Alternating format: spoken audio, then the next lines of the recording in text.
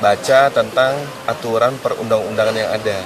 Kalau ingin RJ, baca ketentuan yang sudah dilakukan Pak Rismon seperti apa, yang dilakukan dulu Pak Egy Sujana. Sebenarnya bisa mempelajari hal-hal itu. Kalau minta untuk dihentikan, kembali lagi saya menjawab pertanyaan itu, kembalikan lagi ke orang yang minta untuk itu dihentikan.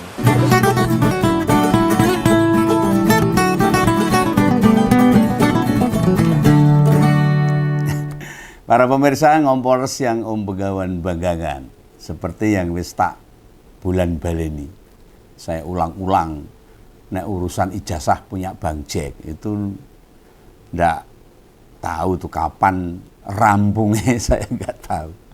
Namun berhubung ini salah satu topik yang ditunggu, kan kalau ada yang dikatakan sama penegak hukum, aku kudu menyampaikan, ya supaya masyarakat jadi paham. Bukan masalah tataran ijazahnya saja, tetapi proses hukumnya kita harus perlu tahu.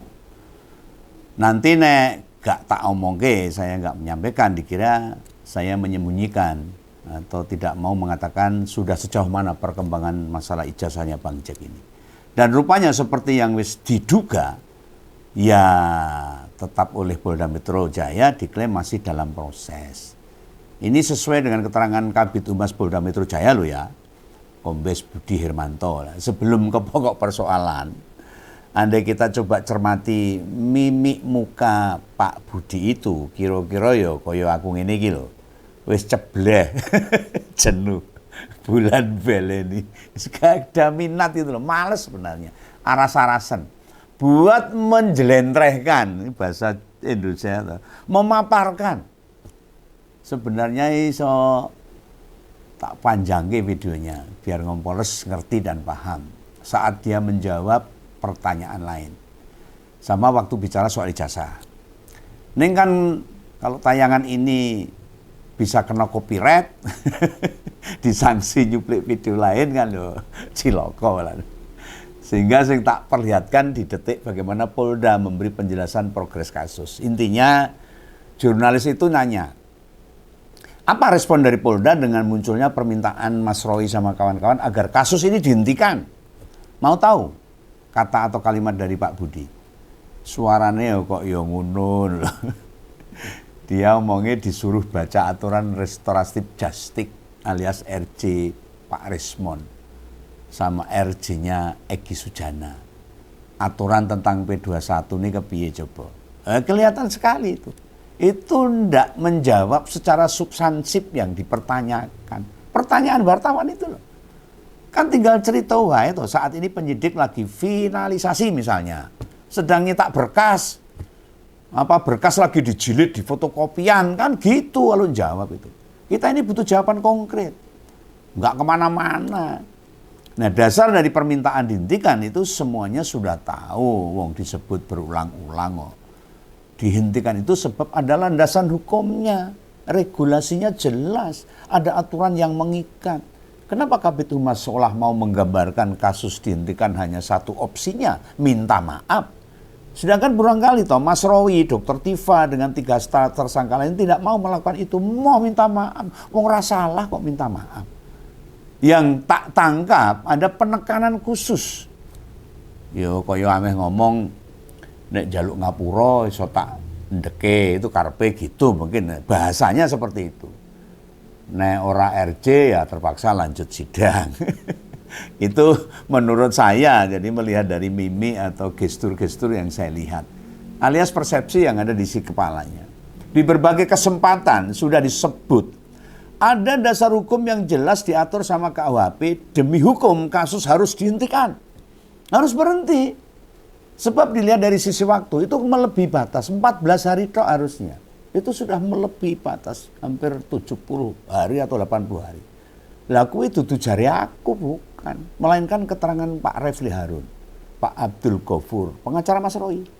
Lalu juga Pak Ugroseno yang mantan Wakapolri, kurang ngopo. Mereka kan bisa dipercaya. Ada profesor bidang hukum, ada Wakapolri, mereka bukan orang yang tidak ngerti hukum toh. Tidak tahu pasal, apa ngarang bebas, tidak begitu. Ini bukan karena aku gak pro Jokowi, enggak, bukan itu masalahnya. Aturan hukum kudu tegak siapapun yang sedang menjalani proses hukum. Dan hukum harus paripurna, kata Mbak Megawati. Yang salah katakan salah, yang benar katakan benar. Hukum itu landasannya keadilan. Tidak terletak pada kekuasaan, apalagi menganut yang dimaui sama penegak hukum. Oh, penegak hukum itu kan pengadil loh. Repot nek ngono. Lho kabeh tergambar jelas. Kalau yang sedang berjalan sekarang ora trep. Sementara dibandingkan sama yang direspon Pak Budi, tidak ada kaitannya dengan kasus yang sedang berjalan. Aku ngerti Pak Budi Hermanto sejatinya yo sama kayak kita-kita ini. Tahu benar alasan atau dasar dari penghentian perkara. Wes mudeng. Hanya mungkin saja ini semua kan ada faktor lain. Sehingga prosesnya memang kudu dawa. Dibikin seolah-olah macam sinetron serial berjilid-jilid. Selalu yang dimunculkan kubu seberang. Pilihannya ajak damai. Bang Jack itu pemaaf katanya. Sama sudah ada 3 tersangka yang meminta maaf. Ora iso ngono. Fokusnya pada upaya. Ben ora eneng sing namane sidang kasus pencemaran nama baik. Yang dilakukan 5 orang terdakwa sisa. Sebab andai dilanjut ini, ngefeknya bisa kian melebar ke banyak hal. Termasuk mengimbas di ruang-ruang politik yang pengen dijaga sama keluarga Bang Jack. Mereka tidak mau besok tahun 2029 Gibran kena sungup. Tahu sungup? Kena dampak. Yang mengganggu jalan dia buat kembali bisa berkuasa meski hanya RI 2. Sing arep milih yo sapa? Kan jadi lucu. Wong ditanya perspektif penghentian kasus kok suruh baca aturan RJ. Lah apa Kabid Humas ndak nate krungu? Tersangka sisa itu menolak itu loh. Gimana mau RJ? Dalam analisis berbagai metode digital saja terbukti ditemukan bila dokumen ijazahku itu dipertanyakan. Bila nyimak penjelasan Pak Ugroseno jauh lebih spesifik. Sejak RJ pertama diminta oleh Egy Sujana dan Hari Dami Lubis, perkara kudune mandegrek. Wes ra lanjut. Loh mengapa gitu? Sebab dari 8 tersangka ini diproses dalam 1 laporan. Kecuali bila Bang Jack meminta pemberkasannya dipisah-pisah tiap orang 1. Dan ke Polda Metro Jaya yang dulu pernah dilaporkan Bang Jack April tahun lalu. Melaporkan orang dengan dijadikan 1 atau terpisah. Di sistem hukum kita emang punya konsekuensi masing-masing. Beda dalam penanganan. Nek penyidik maunya yo bareng ya biar nggak ngetik ulang maksudnya. Ngakai-akai kertas, nambah jam kerja wae itu murni permintaan pelapor. Polisi tidak boleh memaksa. Dan harusnya kalau satu grek ya grek semua 1 laporan. Neng yo akibatnya seperti saat ini. Bila satu saja narik laporan, harusnya kasus otomatis berhenti semua. Sebab begitu ada satu yang meminta maaf, lalu pelaporan memaafkan, tidak bisa itu. Nama terlapor ditarik dari daftar yang dilaporkan. Ini proses hukum loh. Dudunya nyabut uban, nyabut rambut putih, enggak. Lalu saat laporan dibikin di proses penyidik pertama kali, nama yang meminta maaf kemudian di tip X gitu, dihapus kan ya enggak. Jika masing-masing orang ada berkasnya sendiri-sendiri, itu baru tidak menyalahi aturan. Lu dipikir sama polisi, yang beginian rakyat tidak ada yang ngerti. Yang mau dilampirkan dalam penerbitan RJ, berkas apa coba? Wong di situ ada 8 yang dilaporkan. Bagi kita yang awam, mungkin penjelasanku rodok nganyel gitu. Neng memang yang ngono kuwi kudune dalam aturan hukum. Coretan di berkas, penghapusan atau tip X di berkas itu tidak diakui. Ora diakui, itu pemalsuan. Ora konsisten. Yang namanya berkaitan dengan hukum, lembarannya emang kudu resik. Tidak ada unsur lain yang meminta tinta, menimpa tinta dalam berkas di tip X, dihapus dan sebagainya. Nyatanya, yang terjadi begini, ya itulah sebuah hak. Yang Kompolres ngerti lah. Kenapa ini semua jadi kejadian? Perkara bisa terus jalan. Padahal di awal dulu berkas ditandatangani sama 8 orang loh. Begitu dilanjut, sisanya ada 5 orang. Jaksa jelas nanya, yang 3 mana kan begitu nanti. Dalam sistem administrasi, tidak bisa di lembar awal ada 8 orang lalu di belakang yang tanda tangan cuma 5. Tur yang marahi geleng-geleng kepala. Sejak berkas pertama diserahkan ke kejaksaan, lalu dibalikkan lagi ke Polda. Itu lebih dari 3 bulan loh. Dalam aturan itu ada batasnya. Ora sakkarepe dhewe.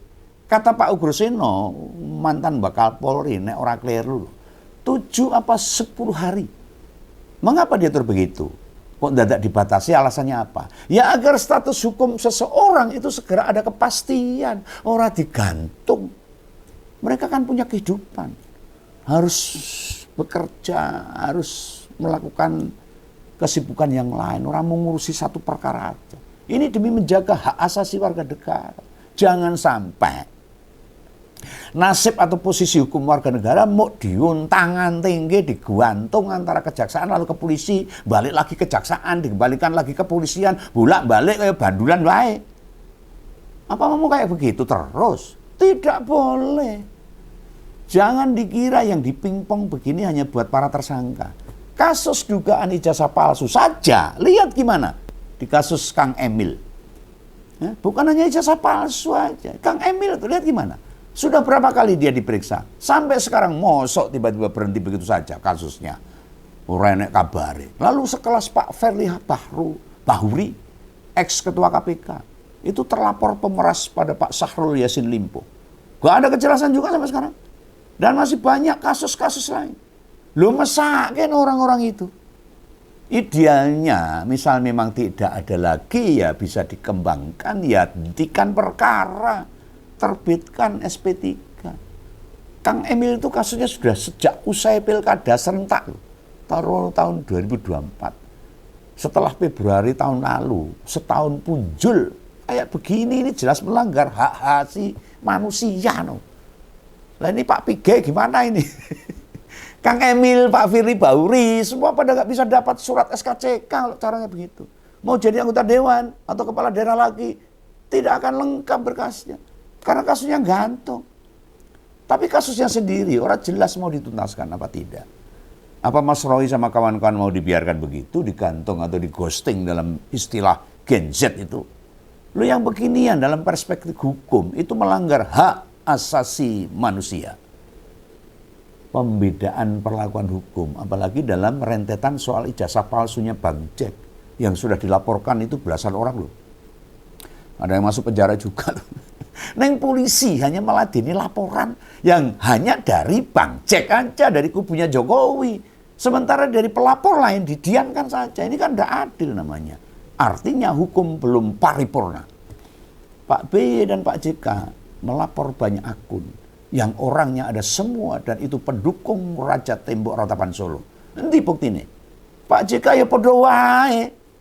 Padahal konten fitnah ke Pak JK sampai sekarang masih ada, masih jalan. Orangnya yo wae enek. Saya bebas memfitnah dan nuduh pihak lain. Gentenan, gantian tidak berhenti. Tenan ini. Kubu sana itu yo nelanyak kan dinti. Oh iya, Mas Roy melapor juga. Termasuk Michael Sinaga. Bila beberapa YouTuber Nusantara memframing buruk, tapi ora eneng saya diproses. Lho ngene iki. Bila pikiran rakyat mengaitkan penegak hukum tidak independen, apa salah? Membiarkan berkas tidak segera dirampungkan, itu jelas menandakan ada sesuatu. Tanda tanya besar. Mbuh penyidiknya males kerja, mbuh sengaja didiamkan, entah atas permintaan seseorang atau faktor lain. Kenapa urusan begini respon Pak Budi bisa kayak tadi yang kita lihat? Tidakkah kita memperlihatkan terjadi sebuah ketidakadilan pada masyarakat ini? Pak Natalius Pige selaku Menteri HAM harus turun tangan ini. Rakyat dipermainkan sama hukum kok dibiarkan aja. Dipikir seseorang menyandang tersangka itu urusan remeh. Negara tidak boleh berlaku sewenang-wenang pada warganya. Ini contoh buruk ini. Hak-hak rakyat diabaikan begitu saja oleh pemerintah. Mau sampai kapan Indonesia kayak begini? Remuk, bunyuk ini. Belum lagi para tersangka di kasus ini dikenai cekal, cegah tangkal, tidak boleh bepergian ke luar negeri. Bukan itu saja, seminggu sekali atau sebulan sekali mereka harus lapor ke Polda. Mosok iya sih, hanya sekedar meragukan ijazah seseorang urusannya bisa seribet sekarang ini. Ingat loh, laporan Bang Jack pada 8 orang awalnya itu tentang pencemaran nama baik loh. Apa namanya baik, betul apa tidak? Lalu oleh penyidik dikembangkan dan disangkut pautkan. Ada klausul atau pasal perkaranya di dokumen dan segala, dan itu tidak terbukti. Masalahnya tidak berhenti di situ saja, tetapi berkonsekuensi, ada ancaman hukuman hingga 12 tahun. Itu mung enak-enak itu. Sedangkan terkait editing itu di proses perjalanan kasus ini tidak pernah muncul sama sekali, tidak pernah terbukti, tidak ada pengakuan dari siapapun, tidak ada bukti apapun, tidak ada seorang pun saksi yang menyebut para tersangka melakukan. Lah piye nek ngono kuwi? Bahkan kelima tersangka sisa itu satu barang pun tidak ada yang disita akibat melakukan tindakan editing alias untuk otak-atik ijazahnya Bang Jack itu. Lho apa meneh disita lah rumah loh dari para tersangka digeledah wae ora tahu kok. Kenapa klausul ini tetap bertahan? Ada dalam berkas pemeriksaan. Nek ora eneng kaitane dengan tudingan atau kepentingan tertentu, apa penegak hukum berani menuduh begitu? Coba diingat-ingat atau dicari. Memang pernah Bang Jack bilang dari para tersangka sudah melakukan upaya jahat, ngedit dokumen ijazah agar terbukti palsu, kan ora tahu. Nganyel kene. Nganyel kene ra tatanan tenan. Ora ukuran. Bagaimana bisa penegak hukum menerapkan tuduhan baru tanpa bukti, tanpa fakta, saksi pendukung yang mengarah ke situ? Belum lagi di channel Andi Aswan, tekan sak YouTube hau-hau sana itu. Do kemeriak nek sak nyuk neh berkas bakal di P21. Itu namanya ilusi, halusinasi, ngimpi. Kasus ini jadi perhatian publik. Para tersangka hanya diperiksa sekali tok loh dari dulu. Neng ancaman hukumannya gawe gigrek. 12 tahun. Wes lah, gandeng kubu tembok ratapan Solo lagi pontang-panting, mikir isu negatifnya ke PSI. Jadi urusan lain. Saiki beto sih alias di post. Kesimpulannya piye? Misal beneran jadi P21 terus dibawa ke persidangan, ya berarti bener hukum kita dikendalikan sama orang-orang kuat yang ada di negeri ini. Rakyat hanya jadi penonton, pelengkap penderita saja. Titik. Salam Begawan.